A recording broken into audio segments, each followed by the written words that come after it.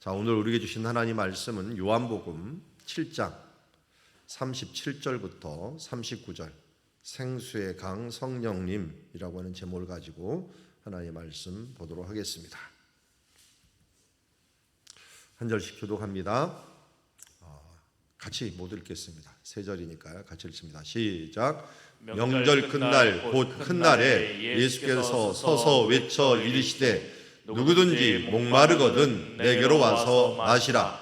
나를 믿는 자는 성경의 이름과 같이 그 배에서 생수의 강이 흘러나오리라 하시니 이는 그를 믿는 자들이 받을 성령을 가리켜 말씀하신 것이라.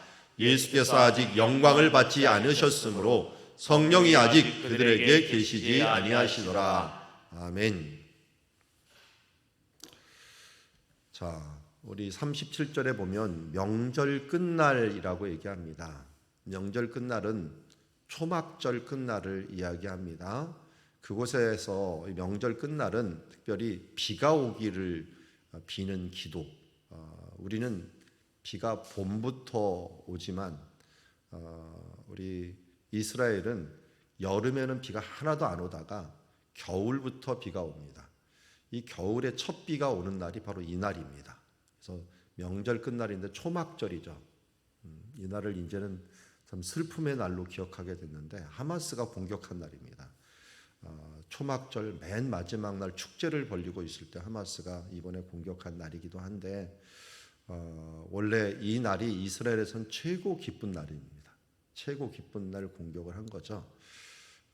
초막절은 더도 덜도 말고 오늘만 같아라라고 하는 우리 추석하고 똑같은 절기이자 날짜도 똑같습니다. 날짜도 똑같은데 우리는 이제 하루나 뭐 앞뒤에 한 3일 정도를 쉬고 있는데 이스라엘은 7일간 쉬고 있고 거기다가 나중에 7일 이후에 8일 이스라엘이 아니죠. 성경이죠. 성경에서 8일째 되는 날 명절 끝날이라 해서 가장 큰 날로 이 날을 지키게 됩니다. 왜냐하면 성경에 레위기, 신명기, 출애굽기 모두 이 날을 지키라고 얘기를 하고 있어요. 그래서 레위기부터 보면 이스라엘 자손에게 말하이르다 일곱째 달 15째 날은 초막절이니 라고 얘기하고 있어요. 7월 15일이죠. 그런데 우리나라 음력이 이거보다 한 달 늦습니다. 그래서 8월 15일이 됩니다. 우리나라는 음력 8월 15일이 추석이죠. 이 여호와를 위하여 이레 동안 지킬 것인데 36절에 보면은 이레 동안에 너희는 여호와께 화제를 드릴 것이요 8째 날에도 너희는 성회로 모이라라고 하는 게 이게 바로 이제 명절 끝날입니다. 8째 날. 그래서 신명기도 초막절, 출애굽기에는 수장절이라고 하는 말로 이야기하고 있습니다. 이 시기에는 특별히 비를 오는 기도를 위해서 물과 관계된 축제를 하는데 성전 있는 데서 실로암까지 와서 사람들이 줄을 쭉 이어갖고 이 물을 실로암에서 길어다가 이 물을 갖다가 붓는 예식을 합니다. 그러면서 노래를 여러 가지로 하고 이사야서에도 이런 말씀이 있죠. 보라, 하나님은 나의 구원이시라. 내가 신뢰하고 두려움이 없으리니 주 여호와는 나의 힘이시요 나의 노래시며 나의 구원이심이라. 그러므로 너희가 기쁨으로 구원의 우물들에서 물을 기르리로다 하면서 성전에서 나오는 그 길, 또 성전으로 들어가는 길에 이게 물을 가지면서 하나님께 구원의 우물에서 물을 기르리로다 하면서 물을 가지고 하나님께 축복하면서 특별히 제단위로 가져옵니다. 이 제단에서 제단 모서리에 보면 지금 제사장이 물을 붓고 있는데 이 붓는 물이 어디로 흘러 내려오냐면 왼쪽 지금 나무를 꽂고 있는 버드나무로 하나 꽂아 갖고 놓게 되는데 그 버드나무 쪽에 물이 매일같이 부어질 수 있도록 그렇게 놓는 것을 보게 됩니다. 그래서 이 꺾꽂이처럼 꽃을 하나 꼽아 놓는 것처럼 나무를 하나 꼽아 놓고 거기에 헌수를 통해서 물을 계속 공급하는 그런 일들을 하는데요. 이때 부르는 노래가 우리가 잘 아는 호산나입니다. 예수님이 6월절 날 호산나 호산나 했는데 사실은 6개월 전에 이스라엘 사람들이 이 초막절에서 호산나 호산나 하고 성전 특별히 이 앞에 제단 주위를 빙빙 돌면서 하나님께 기도하면서 여호와여 구하옵나니 이제 구원하옵소서. 이게 호산나입니다. 여호와여 우리가 구하옵나니 이제 형통하게 하옵소서 하면서 축제의 노래를 부르게 됐는데, 예수님께서 이런 명절 끝날에 와서 외치십니다. 그러니까 어떻게 보면 비를 비는 기도, 은혜의 비를 비는 기도를 하는 셈이라고 할 수 있습니다. 누구든지 목마르거든 내게로 와서 마시라. 나를 믿는 자는 성경의 이름과 같이 그 배에서 생수의 강이 흘러나오리라. 하나님께서는 이스라엘 백성, 특별히 아브라함과 이삭과 야곱을 의도적으로 저 메소포타미아 가장 기름진 땅, 갈대아, 바벨론 땅에서 불러서 그 다음 조금은 좀 못하지만 그래도 나은 하란 땅까지 왔는데, 하란보다도 훨씬 못한 가나안 땅으로 오게 됩니다. 이곳은 강이 없어요. 요단강은 이 물을 길어서 쓰는 곳이 아니다. 깊이 있고 멀리 있어서, 광야 끝에 있어서 쓸 수가 없고요. 그러면 어떻게 쓰느냐? 내려오는 비, 그 비가 어떻게 보면 샘이 돼 갖고 솟아나는 그런 지역 조금 있는 곳에서 살게 됩니다. 그러니까 한마디로 지금도 이스라엘에 가면은 샘이 있는 곳은 다 국립공원이 됐다라고 생각하면 됩니다. 그 정도로 샘물이 있다라고 하는 것들은 굉장히 이 사람들에게는 중요한 장소이고 또 구별해 놓은 장소인 것을 보게 됩니다. 그만큼 이 샘이 중요한데, 이 생수의 강이 어디서 내려옵니까? 샘에서 내려오죠. 그래서 에덴 동산도 이야기를 할 때 4개의 샘이 흘러서 강을 이루었다라고 얘기합니다. 그 중에 빼놓을 수 없는 이름이 기혼 강이죠.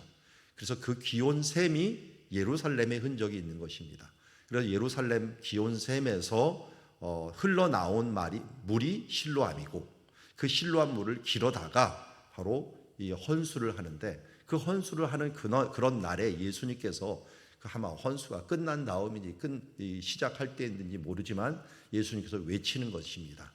너희가 그렇게 물을 길어다가 물에 대한 소중함을 이야기하지만 생수의 근원을 알아라. 그 생수의 근원이 어딘가 봤더니 나를 믿는 자, 예수 그리스도를 믿는 자가 그 배에서 생수의 강이 흘러나올 것이다 라고 이야기합니다.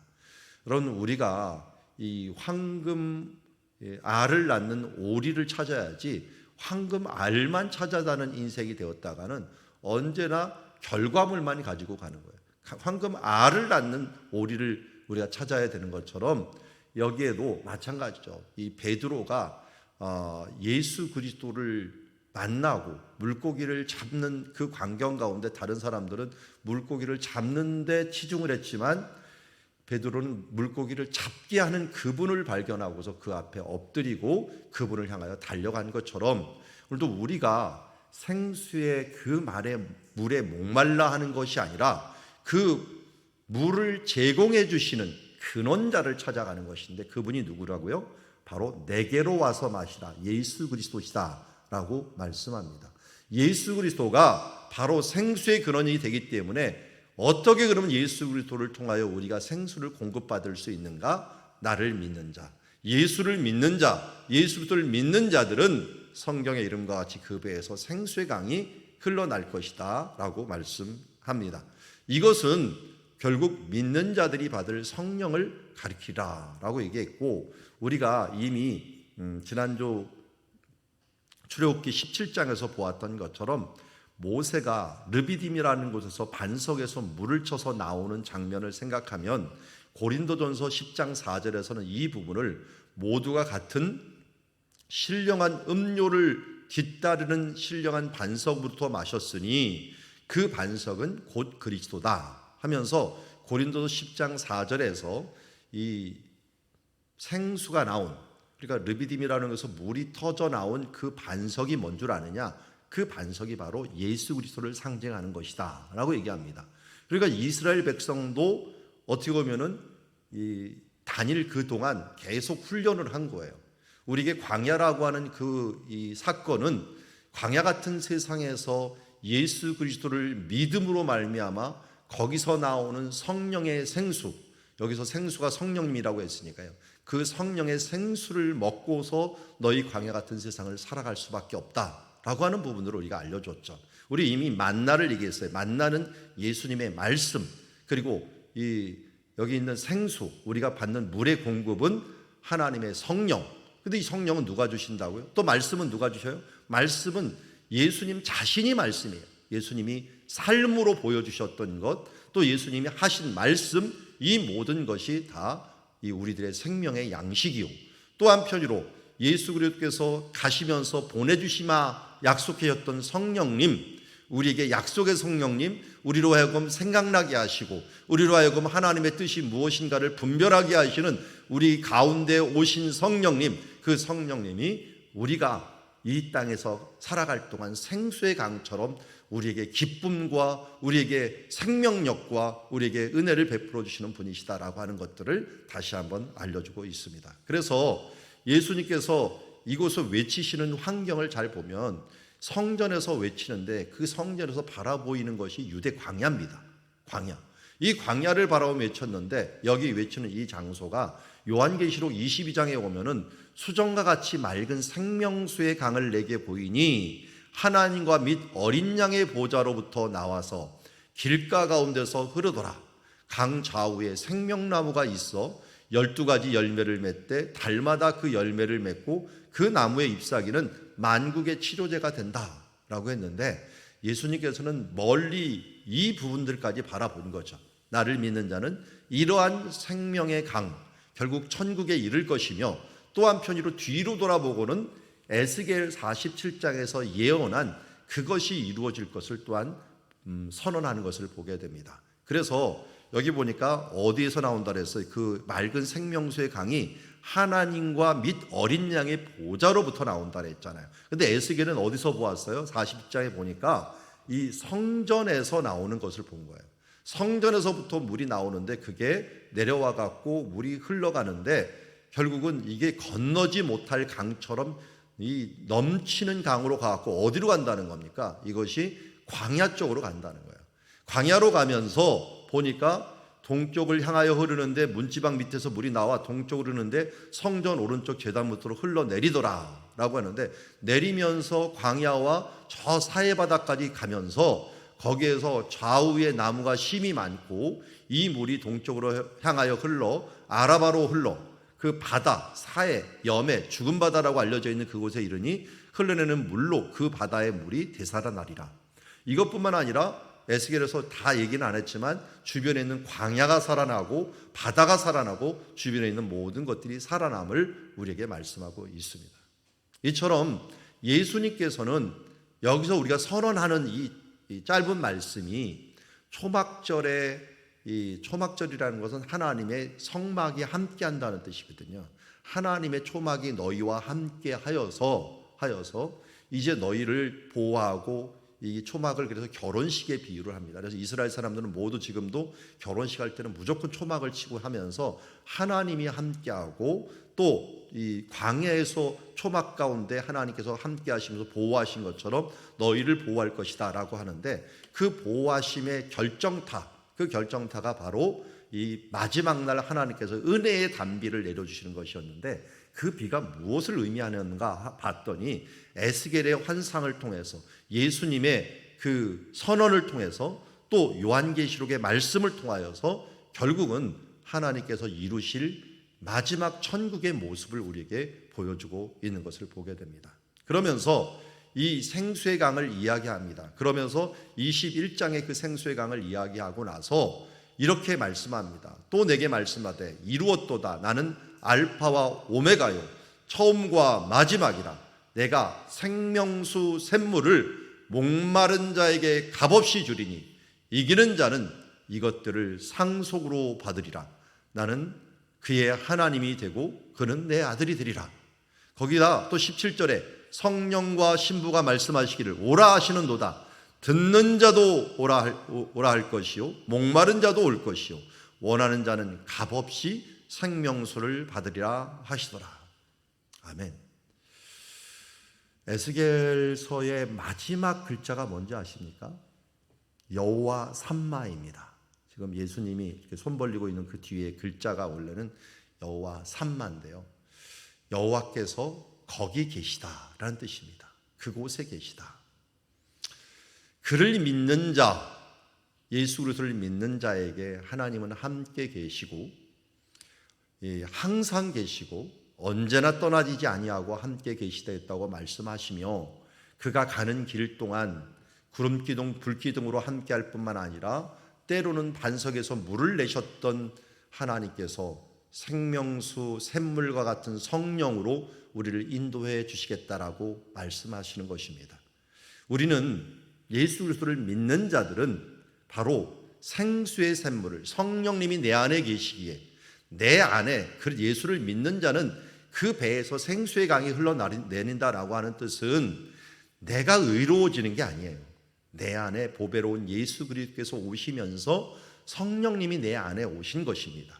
그래서 이 성령으로 아니고는 예수를 주라 시인할 수 없기 때문에 우리가 예수님을 시인한다라고 하는 그 믿음이 생긴 것은 이미 은혜가 내게 임하여서 내 안에 성령님이 계시는 것이고, 성령님이 이제 안에 계셔서 우리가 성령이 충만할 때 어때요? 성령의 생물이 솟아나는 것입니다.